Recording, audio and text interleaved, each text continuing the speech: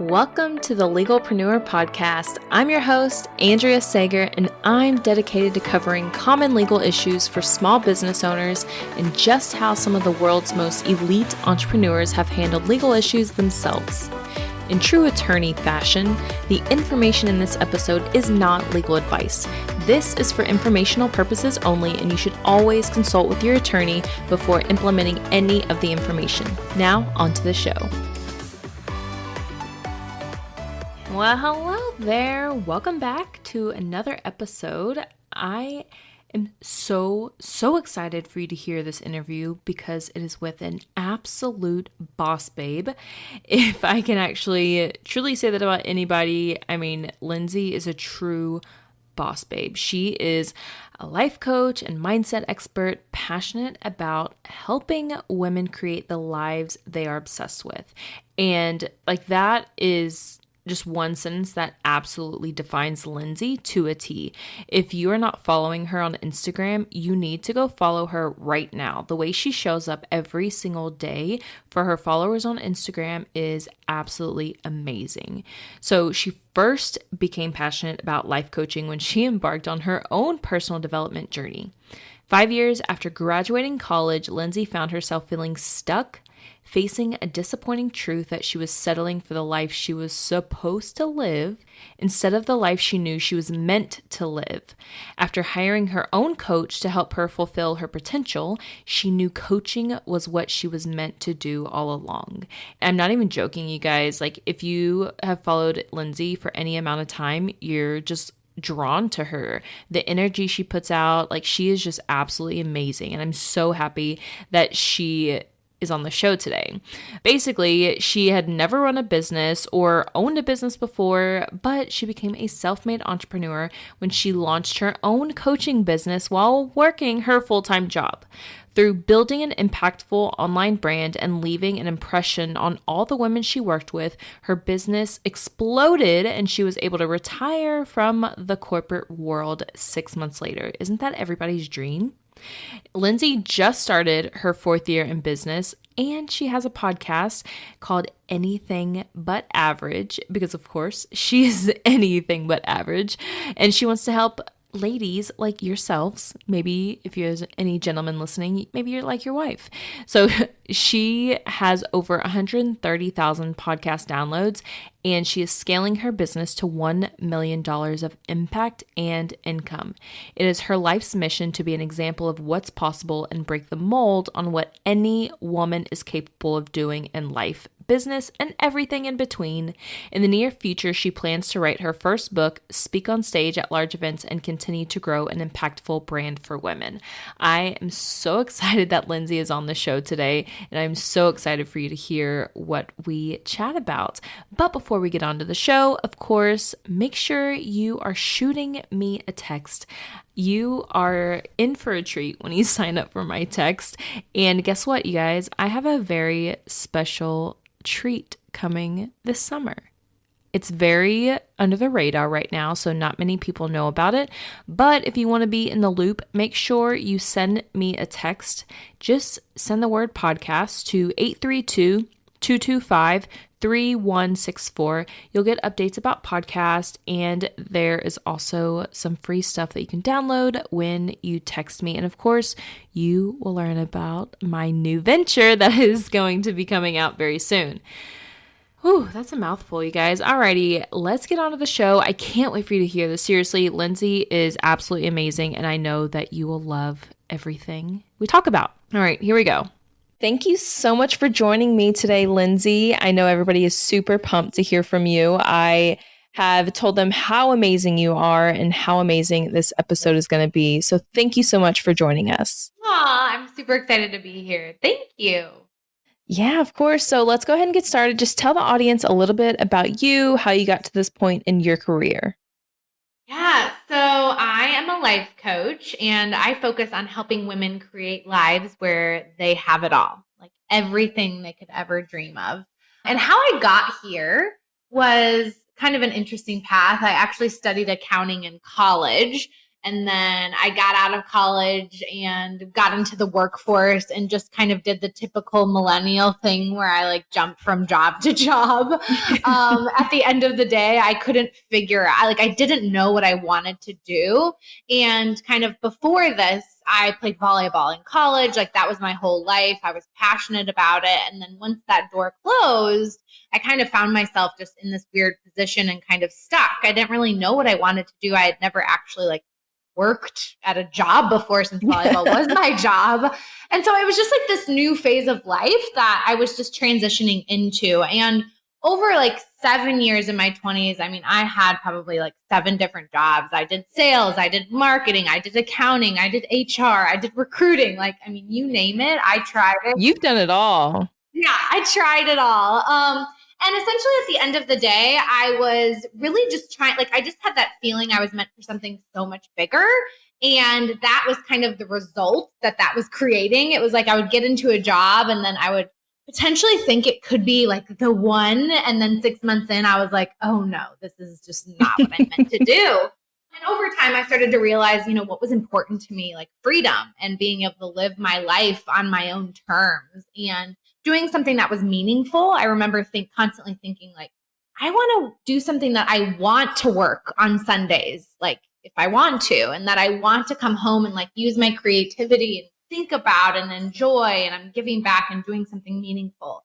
So all of that kind of led me to, I started a network marketing business at first, and that led me to personal development books and network. A lot of people build network marketing and then they transition. I was just kind of like dabbling in it. And then that's kind of what led me to, I was at a networking event for my recruiting job. And I met this girl who said she was a life coach. And I was like, okay, like, I don't know what the heck that is. I've never heard of that before, but I had to set 30 meetings a week. So I just literally called every business card that I had and I meet up with her and I'm like, wait a minute, what do you do? And then I just like literally like pour my heart and soul out. I'm like, I just feel like I have so much potential and I feel stuck and I don't know what to do and blah, blah, blah, blah, blah. And so I literally walk out of that meeting and I'm like, I'm hiring her. Like, this is it. This is what I've been waiting for. That's amazing. Yeah. So within 3 months of hiring her, my perspective and understanding my mindset and understanding what I was keeping me stuck and changing it had changed so drastically that I just knew in my soul that this was the work I was meant to do. And so then I launched my business, and within 6 months of working it while I was working at my corporate job, I replaced my corporate salary. And then that was in 2017. So 2017 was my first year being full-time in my business. And then I was just kind of like off and running. And now that, I think that 3 years ago. So yeah, it's just been. Gosh, I can't believe it's, yeah. We're in 2020. That's pretty crazy. I know, it's insane. And so yeah, it's just been growing consistently every single year. And it's literally just like a dream come true. That's amazing. I'm so glad you told that to everybody, because you pretty much practice what you preach and still practice what you preach. So I love that, because a lot of people are like, yeah, I'm a business coach. And it's like, okay, so what business do you have? Oh, what do you mean? Like, I'm a business coach. That is my business. I love that you mentioned that, because to me, like integrity and like, we don't always know that we're like out of integrity, but like really being in integrity and applying what you teach and getting results with it, I think is one of the biggest things that allowed me to create results so quickly, and tends to be one of the biggest gaps that people have, is because they're not being a student of their own work. And when you're not a student of your own work and applying it and getting results, you have a gap in your belief in the work. And so that gap creates, like, it causes you to not be able to sell very well, and like has you doubt your ability and what you're selling. And then that kind of creates a ripple effect and impact results. Yeah. And it's almost because, like, when you start telling a lie and then you just kind of get like deeper and deeper into it, and then you just kind of like forget.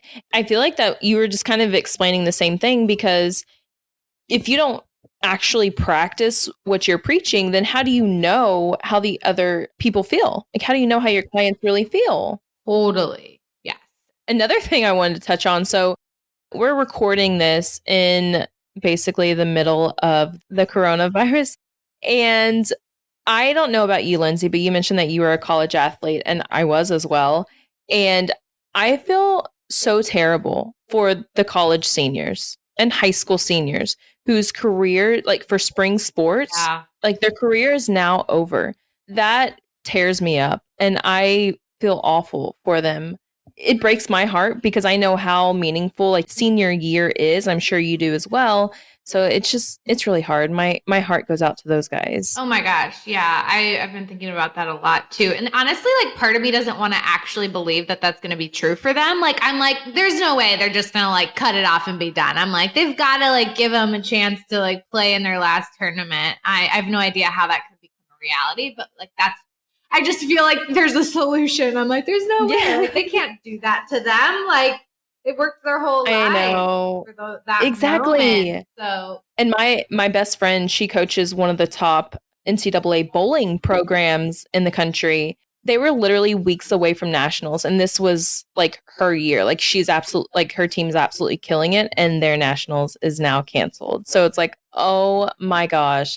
Oh, anyways, so enough rambling on. How about we give the listeners some value here? So you're a life coach, you're absolutely killing it, living in sunny California with the love of your life, living your dream. yeah.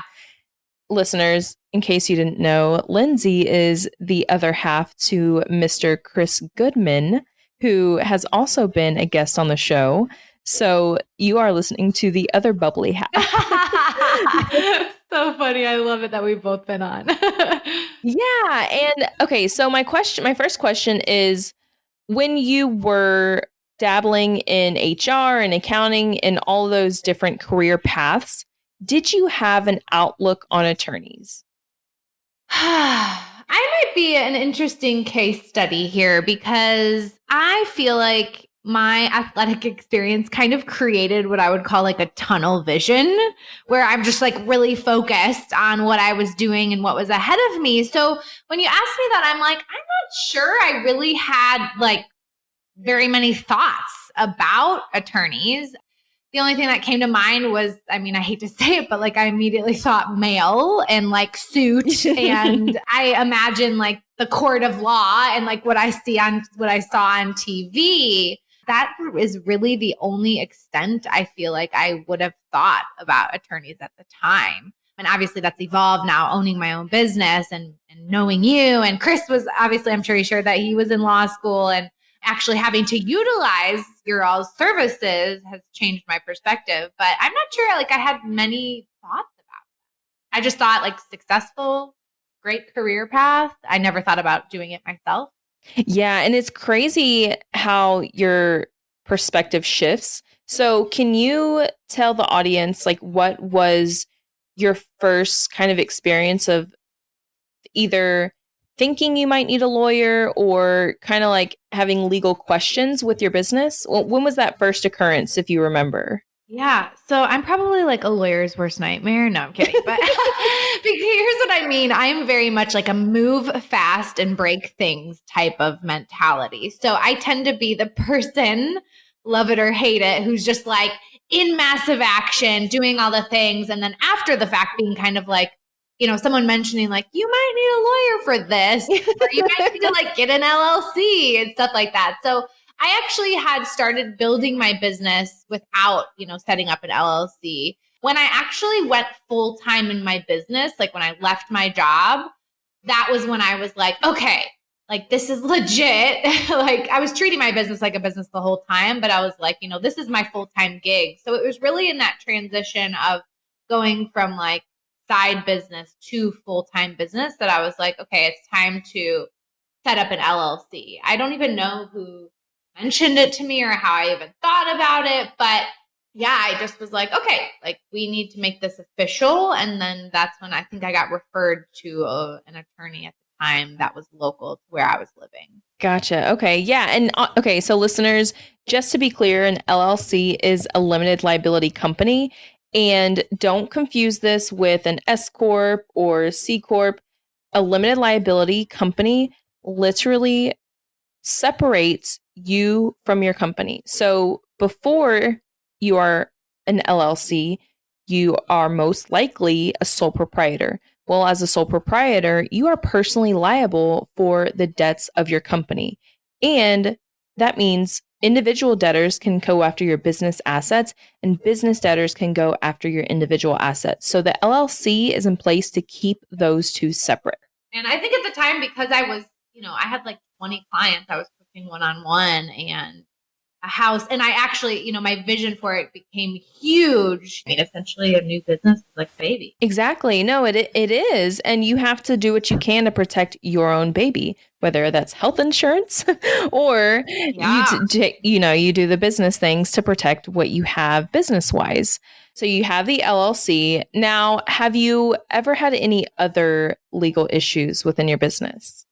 Yeah. So I actually have transitioned to an S Corp as well now. So that was a couple of years after that. But the one kind of legal run-in that I had was again, move fast and break things. So I had started a podcast called, I've always had this theory, and I've realized this doesn't work all the time, is that I'm like, if it comes from my brain, I haven't copied anyone, right? Like, so I'm just one of those people who's always developing ideas. So until this moment, I never really thought much of it. I was like, okay, if I'm not like perusing the internet.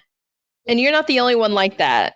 Yeah. So anyway, my brain was like, oh, I come up with this idea called Soul CEO, and I launched a podcast, and it felt really in alignment. Yeah, I just came up with this idea, and then I started launching like masterminds and things that went along with it called Soul CEO, until one day I get a letter in the mail. And Chris, who you guys have all met on other episode, was in law school. So he's like, Linz, I don't know, like this letter looks kind of important, And I'm like, oh gosh, what is happening? So we opened it up, and it was a cease and desist letter for the name Soul CEO. Someone else was saying that that was their name and that I couldn't use it. And of course, your first kind of legal thing, I was like, what? Like, I, totally freaked out. My biggest concern wasn't really about the name, because I believe like I can change the name and it will all still work and be successful. But I was more concerned about like, am I going to get sued? Am I going to, have to go into a legal battle? Like all of that. So I got in conversation with a lawyer at the time. This was before you and I had even met. They started to support me in that process, sending letters, and it was kind of just like this outstanding thing. I didn't really know what was going on there, trying to see had this person started theirs before mine and all of that. And so it was just kind of like uncertainty. It just felt like this thing like floating around. I didn't know what to do, whether I should change the name or whatever. And then I think they were like really delayed in responding, and it just kind of became this thing that I had no idea what was going to happen with it. So I think what ended up happening, one, was that they ended up finding out someone else had the name. So this is kind of crazy. So it was like their cease and desist letter didn't matter because someone else had the rights to the name. Oh God. Which we both didn't know. So I think that kind of like fizzled away. And at the end of the day, I just decided I was going to change the name because it wasn't that like important to me. Probably a year later, and I probably maybe put myself a little at risk, but I didn't have a name. So I was like, I'm just going to leave it until I finally figure out the direction I'm going to go with this. Literally changing like this week. And luckily for us, it just kind of fizzled out. But it did involve, like legal fees and doing all of that, even though it ended up amounting to really nothing. I'm curious how your other attorney kind of counseled you through this. When you reached out and you're like, hey, I got the cease and desist letter, what was kind of like their first reaction? Like, oh, we'll look into it. Or did they kind of give you more information like, oh, yeah, you definitely have to change your name? Like, I'm kind of curious how they handled it at first with you. Yeah. And what's interesting as we're talking about this, I actually think I remember wanting to trademark Soul CEO before this all happened. And then I think, there was a couple things that conflicted, but they weren't super worried about it. And we ended up deciding to kind of like pause that process. Obviously, I'm looking back on this experience, so I'll just tell you what I remember. But I think they said I think they did some research and they said that there was a chance that I could be the one who started it first. So they said that we might have like legs and basically like arguing with it. And then I had to obviously make that decision. And that was kind of all. I'm not super detailed. So I kind of was like, well, I'm just going to let them do their job. I think I want to keep this. I think I want to like fight for it. And then again, it just that fizzled out. And I do have to say that like there were times where I was like, I don't even know what's going on right now, where I didn't like I wasn't really kept in the loop or like where are we at? And so my team and my assistant had to follow up. Gotcha. Yeah, it can be hard sometimes because and I'm not saying like your attorney like dropped the ball on anything by not, keeping you up to date. Because I've certainly had times where I'm waiting on the other side to respond. And it's like, okay, well, does my client want to get the emails like, hey, we're just waiting and waiting? Yeah. Sometimes it can just be in that hurry up and wait phase. Obviously, we want things to be resolved as soon as possible, especially when you get that cease and desist letter, because it can be a heart dropping moment for some people. It's like, oh my gosh, like this is my baby.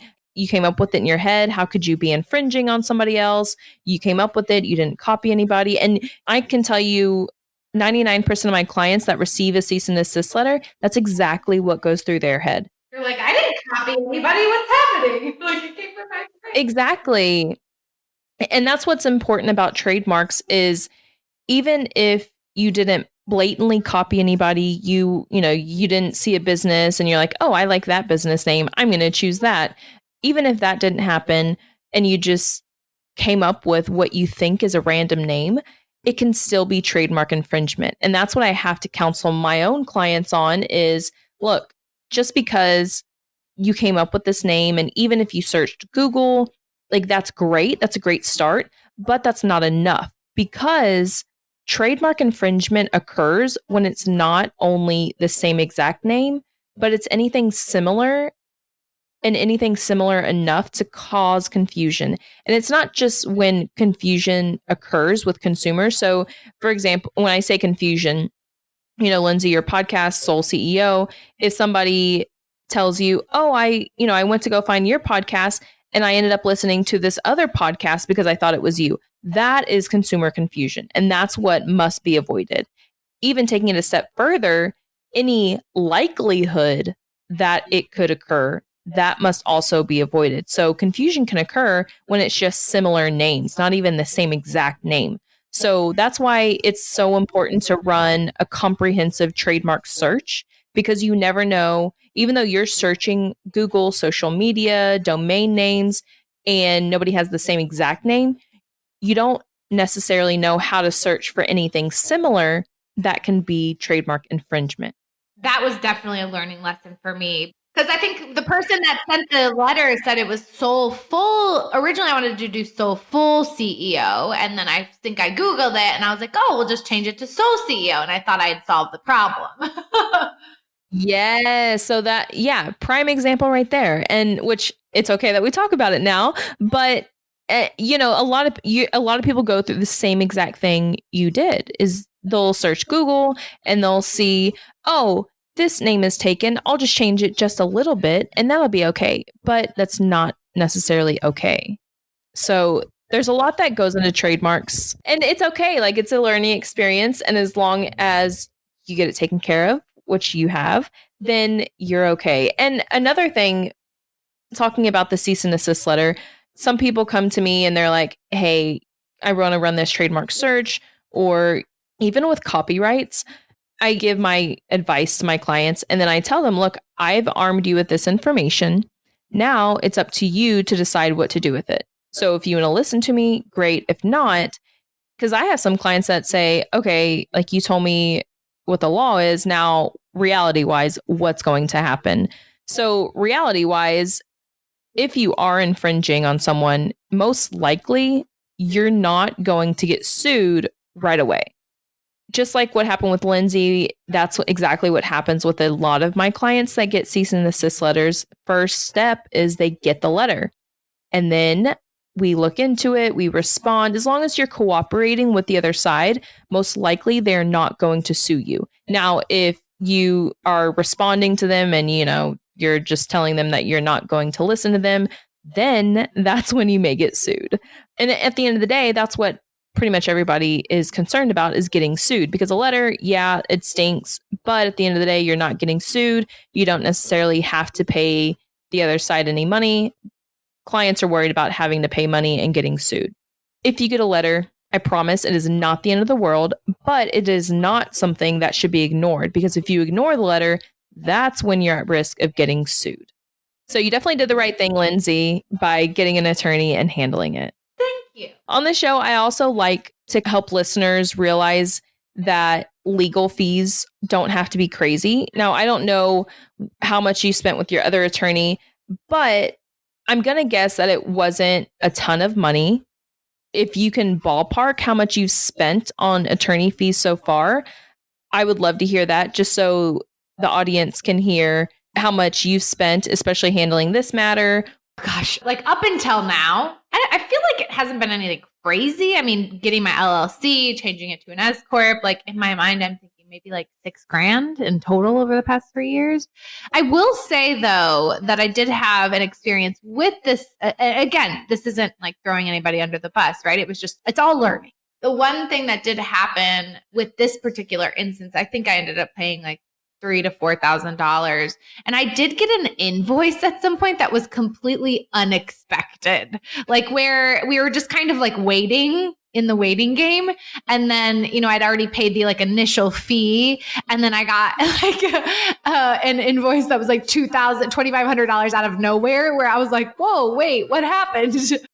Oh, from the attorney? Yes. And so we did actually open up a dialogue about it, because I own a business. I'm all about, I want to pay people well. I want them to feel good. I want them to feel like they're being paid for their services. I want to be paid for my services. You know what I'm asking. I'm not like a negotiator. Like that's just not how I am. I pay people what they ask. But I will say I was like completely caught off guard. And when I was looking through the invoice, I was like, wait, what's happening? Like, I didn't ask for this. I didn't know this was going on. So I did open up a dialogue, and I opened kind of with what I just said. Like, I want to pay people what they're worth and their value. And I never want someone to feel like they didn't get paid what they, for work that they did.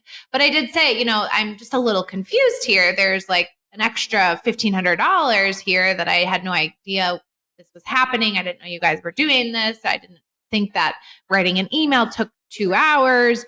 Obviously I didn't say it like that, but I just was like, let's have a conversation. So they did end up eliminating some of it. And I think also what helped me, honestly, since Chris was in the law field, I probably would have just paid it unknowingly, because I would have just been like, okay, like, yes. And Chris was like, hey, sometimes this happens where 2 hours gets billed for an email that doesn't take 2 hours. I just want you to like look through it and be a little more cognizant of that, and maybe like speak your mind and ask some questions. So that definitely made me feel more empowered. It helped me be like, there's some things here that don't make a lot of sense. And I ended up getting some of the invoice knocked down a bit because they agreed with me and all was well. But it was an interesting situation for sure. Okay, so I'm so glad you said that, because that's honestly mainly the reason I despise my job at the big law firm, is because I was doing hourly billing and I would get the assignment from the partner, and it was very often that the partner would come and say, hey, make sure you take your time on this. And it's like, okay, I don't want to bill 2 hours for something that takes me 20 minutes. Like, that does not sit right with me. This happens all the time. And that's why at my firm, we pretty much do all flat fee billing, because we know how long things take. And there's no need for hourly billing, because I don't want my clients to second guess what I'm doing and how long it's taking me. And I would much rather just say, look, this is what you're paying. We're going to get the job done. Well, and I love that you're saying that, because in my mind, just in business in general, one, nobody likes to be surprised. Like, people want to pay you, right? They don't want to be surprised by like what's happening. At least if they had kept me in the loop, that would have been helpful, right? And been like, hey, just so you know, I don't need like a step-by-step, but just, I wasn't even told how this was going to work or how this was going to happen. And the other thing was, again, I think people are happy to pay when they understand what's going on. And so in a way, it kind of drew me away. I met you and you're amazing, and I wanted to work with you too, but it also didn't make me feel excited about going back. So it's almost like I'd rather, if people know what to expect and it's all in alignment in that way, then people are going to be more excited to come back for business, and they feel like they're getting what they need and it's a fair like exchange of value. Then I feel like it creates more returning people. No, exactly. 100%. I'm so glad we had this conversation because that's not typically something that I talk about with guests is like billing with other firms, how they bill, but it's definitely an important topic. So wrapping up here, can you give the audience one business tip? Doesn't have to be about legal, it doesn't have to be about working with attorneys. It can be literally just one of your business tips that you give your own clients. Okay, so the thing that comes to mind, I've been thinking a lot about this, is being committed to your end goal no matter what, like deciding. So I think with any business, the first domino, the most important domino, and the most important foundation is being committed to your end goal no matter what. Because if you don't have that, every legal thing that gets in the way, every failure, everything like that happens, even what's going on in the world right now, is going to get in the way of you creating results in your business. So it's like focus on, okay, what will it take for me to decide that no matter what, for the next 50 years, I'm willing to keep trying to grow my business and get it where I want it to be? Because what you do is then you're in the mindset of, okay, let's try this or let's try this. Because the reality is, in business, there's going to be failures.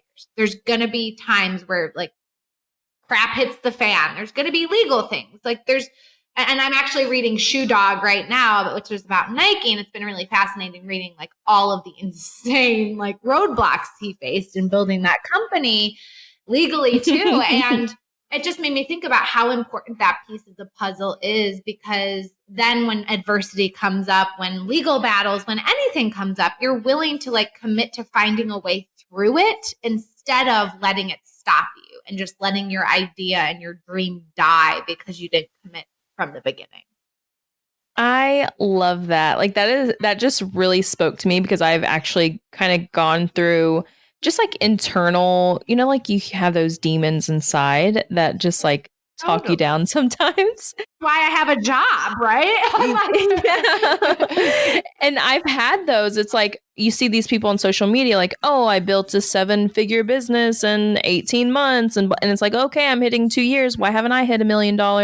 But then it's like, no, like you're in this for the long term.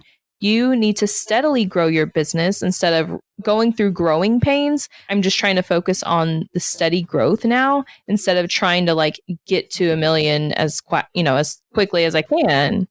Yeah. Oh my God. I love that. That's something literally in the new year. I've been making decisions with social media. It's so easy to be like, feel like you're running a race and you're like, let's all get there as fast as possible. And sometimes that does not allow you to make great decisions in your business, because if you're making short-term decisions for like short-term wins, that could be negatively impacting the 10-year vision of your business. So it's totally been something on the forefront of my mind too. I'm like, okay, if I knew I was going to get to my goal in 10 years, or if I was making this decision right now from 10 years, like thinking about my 10-year vision, what would I be doing differently? And it's definitely slowed me down, and I'm not like in a rush, and I'm focused on a little bit more of like my back end and systems to make sure this is all right and like lined up to create massive results in the future. When you're not in a rush, things get so much easier. Yes, absolutely. I love that. Awesome. I'm so glad we had this chat today. Thank you so much for coming on. I really, really appreciate it. Thank you, Andrea. I'm like so inspired by what you've created and grateful for you, and just super grateful to be here. Thank you so much, especially for the human interaction right now. Oh gosh, yes. All right. So tell the audience where they can find you. Yeah. So I am an Instagram fan. It's like where I spend my time. So you can find me on Instagram at Lindsey, Lindsey Mango _. And then my podcast, by the time this will come out, will be my new name, which is Anything But Average. So you can check out my free content there. Yes. And make sure you guys check it out. She also has amazing stories every single day. She has plenty of awesome free content on her Instagram stories. I love it. I can like spend hours watching her Instagram stories.